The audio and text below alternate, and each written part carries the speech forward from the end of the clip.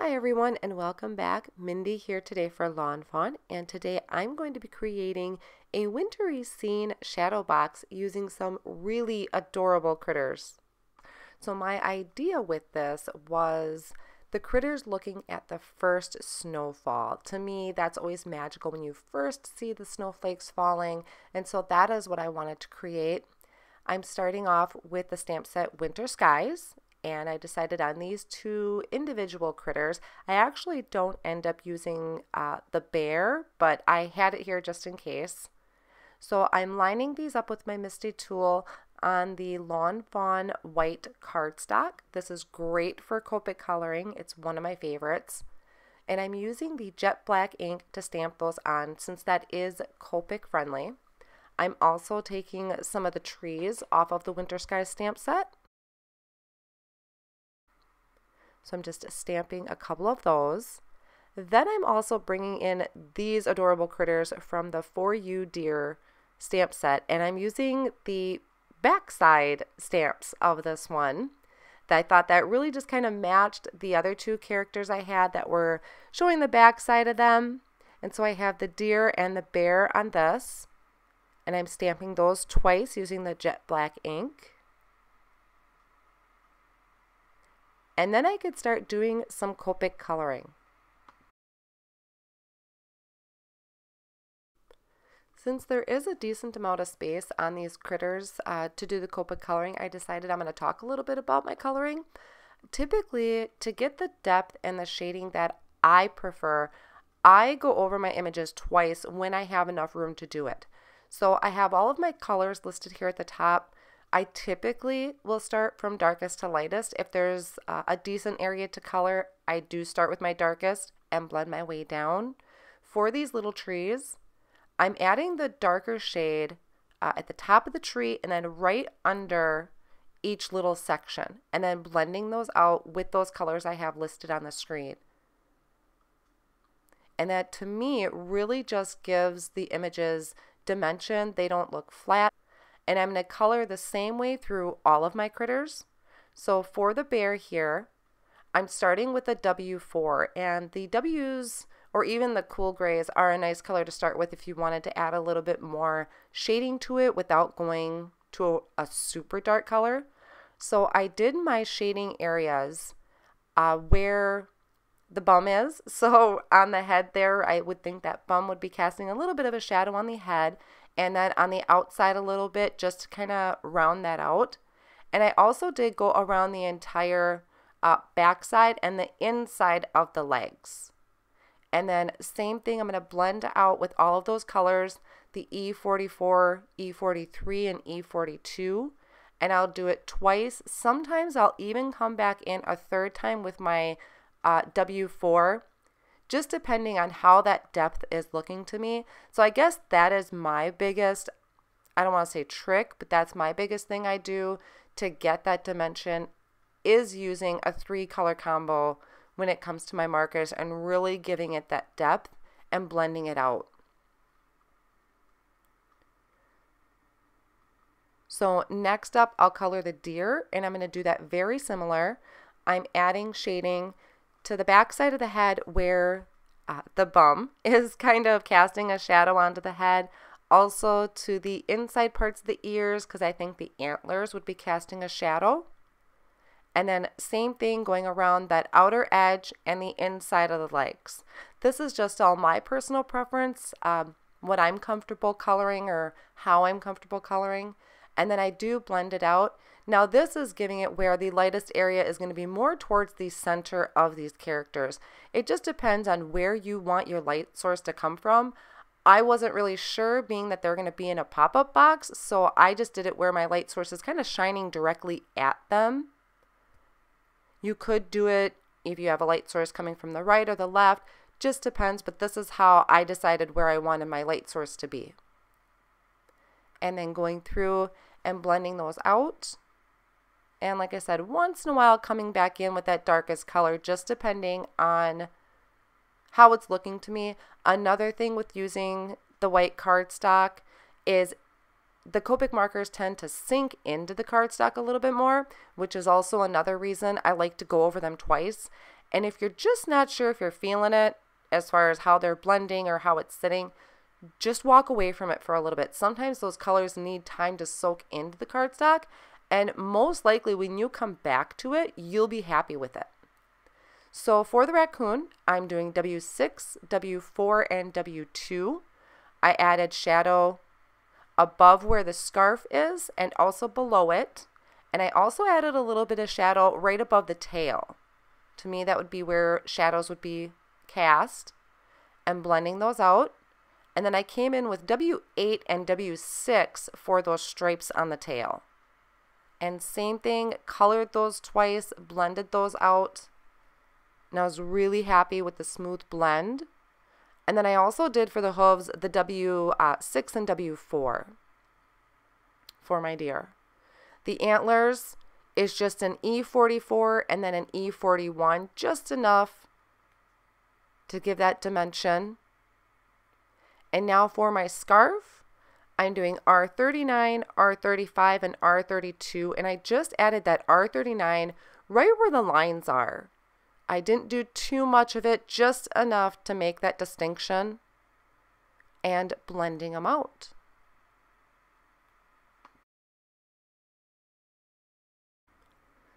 So then I'm going to use the coordinating dies to die cut all of these apart, and I'm going to use Post-it tape to hold those in place so that they don't shift or move when I run them through my die cutting machine. I do apologize that I'm sounding a little stuffy right now. I have a horrible head cold, so I'm pretty stuffed up in the nose, so I apologize if I sound a little different than I normally do. So once I run those through my die cutting machine, I can just pop those out. That's the great thing about using Post-it tape, is it doesn't leave any, it doesn't tear my paper. Everything just pops right on out. And then just matching up my dies back into the stamps that it goes with so I don't lose them on my craft table.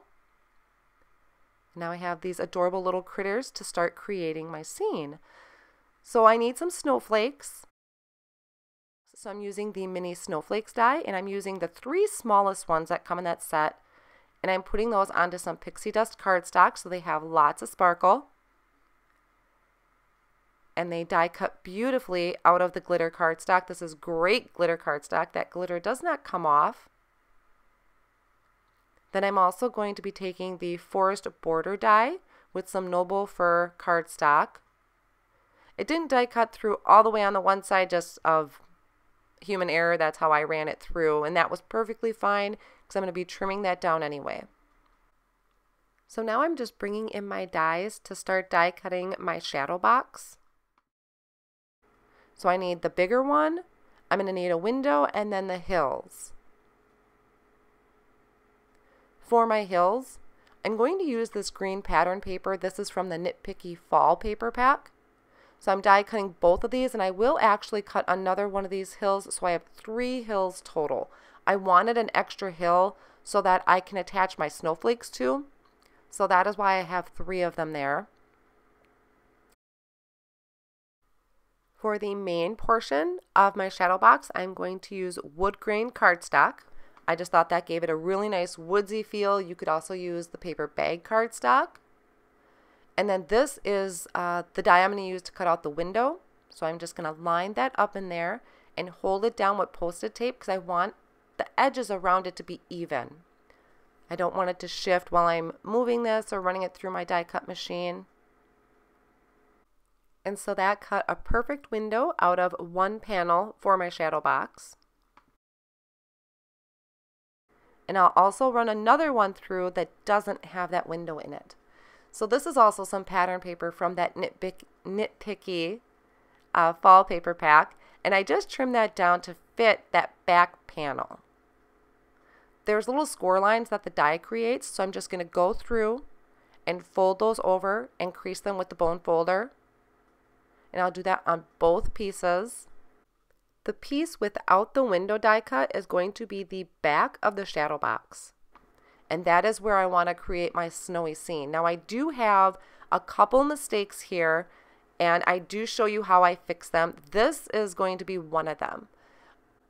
What I did was glue the pattern paper down first. What I should have done is taken one of those tabs and attached that to the other panel right away to complete one long panel. And I'll show you how I end up correcting it a little bit later in the video, but that's what you should do first, is get one tab glued down. I think it's important in videos to see errors that are made and how that can be fixed, because it happens. It definitely happens a lot to me. I don't always show them, but I think it's important to show how we can fix them too. So now I need to create my snowy scene, and I'm using the embossing pen from Lawn Fawn, and I'm just adding little dots all over my background. And then I'm going to sprinkle this with textured embossing powder. I'm not going to heat set that yet. I just sprinkled that on so I could see where my dots are. And then I'm going to come back in and do some more all over the green cardstock. And this is just help setting the scene for my snowflakes. Not quite winter, it's just starting to snow. Then I can go ahead and heat set that. The textured embossing powder is kind of tricky. It isn't real shiny like regular embossing powder would be, so it's kind of hard to see when it's fully melted. And you'll see that in a moment too. So the next thing I want to do is I'm adding just a dusting of snow to my hills. So I'm using a quickie glue pen and the Prisma glitter and adding just a little bit to the top of each hills, and I'll do that for all 3 of these. And with the quickie glue pen, it does dry quick, so that's why I'm doing them each individually and just shaking that off onto a piece of scratch paper. As I'm building my scene, this is going to be the sentiment for the front of my box. And this is using the Ready Set Snow stamp set. I thought this label stamp was really cute and small enough to add to the front. And it says Ready Set Snow. And I thought that just worked out really perfect for the scene that I was going for. I'm stamping that with clear embossing ink onto some chili pepper cardstock. I did prep my cardstock first, but as you can see, I have a little smudge at the bottom, and that's okay. I'm die cutting this, so that didn't faze me at all.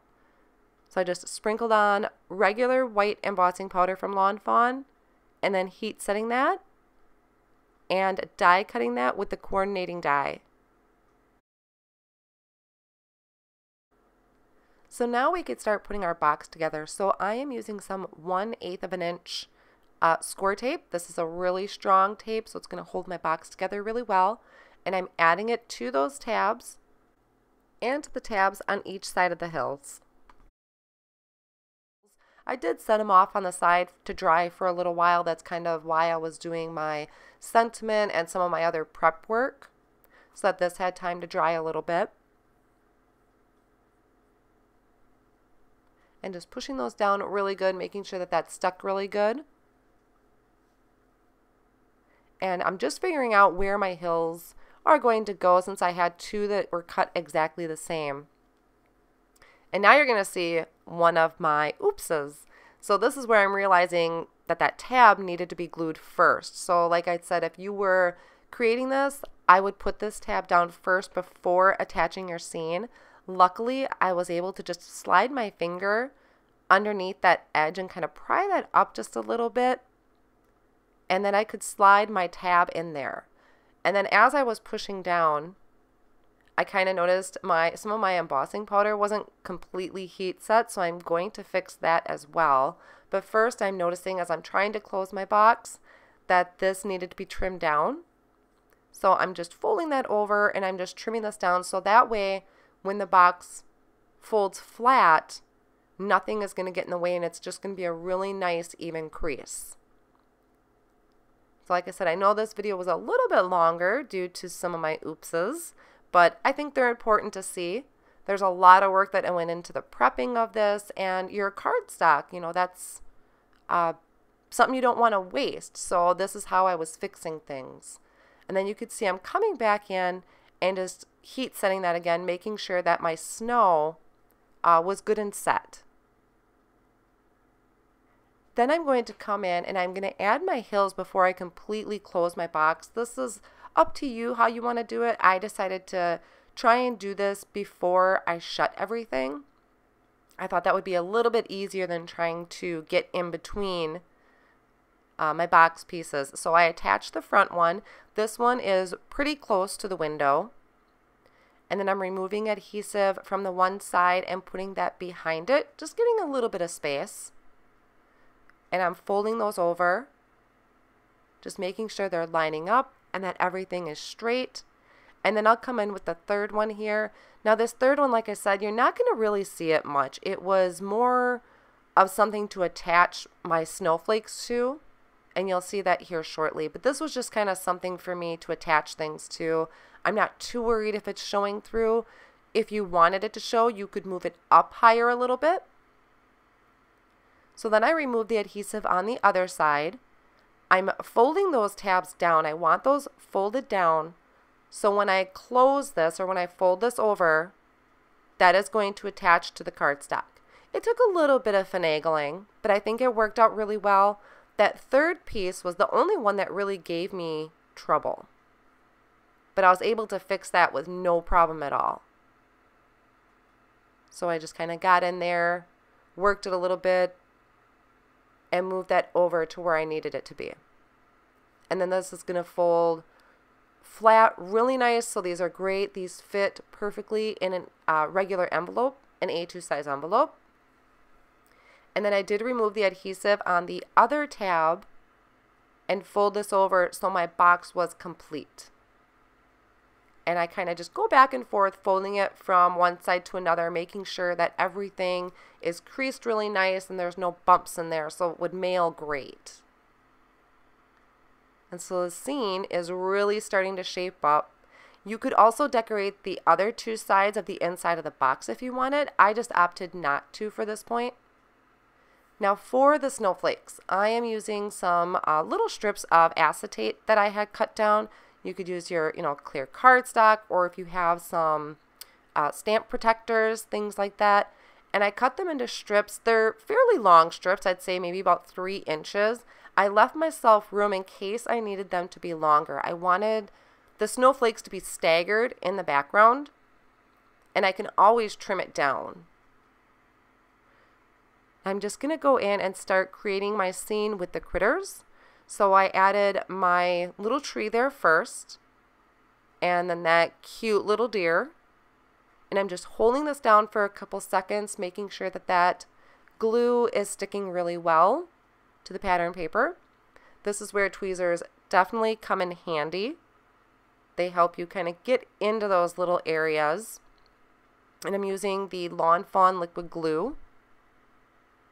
It's really quick. And then I put my bear in the middle, so I staggered my critters so that I could see them all.